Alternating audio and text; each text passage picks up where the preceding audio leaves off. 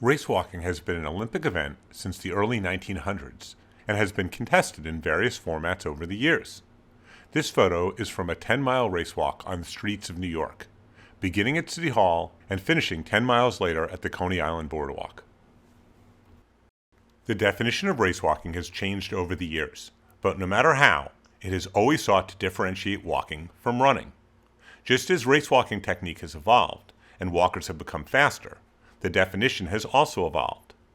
It now differentiates racewalking from normal walking. The role of judges and the tools used by judges, as reflected by the rules, differ much today from that of the past.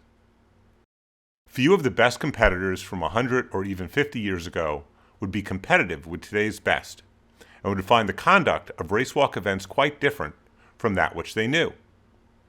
Long walks around Olympic cities are now contested over small circuits of 1 or 2 kilometers.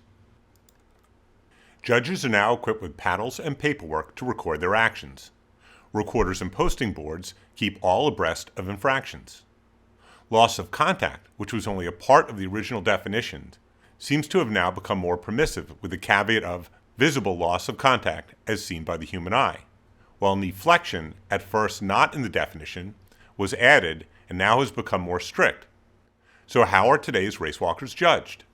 Let's start with a group of runners. With runners, you can see an obvious flight phase where both feet are off the ground at the same time, and when the lead foot strikes the ground, its leg flexes at the knee and remains flexed. When we look at a group of pedestrians walking normally, notice they do not adhere to the rules of racewalking. This means before the trail foot leaves the ground, the lead foot makes contact. However, with each stride, the knee flexes when the foot is in contact with the ground. So we can see here, normal walkers adhere to the first clause of the definition, but violate the second. A hiking stride further exaggerates the knee flexion of normal walking. It's far easier to judge slow racewalkers. It's easier to see that these walkers are racewalking within the definition. Because they're walking slowly, they have one foot on the ground at all times. And when they place their lead leg on the ground, it fully extends and does not bend at the knee. Now let's look at a group of faster racewalkers. Realize that at full speed it's very hard to judge from video. However, in slow motion and by freezing frames, we are able to see that at one point both feet are off the ground. This is acceptable in legal racewalking.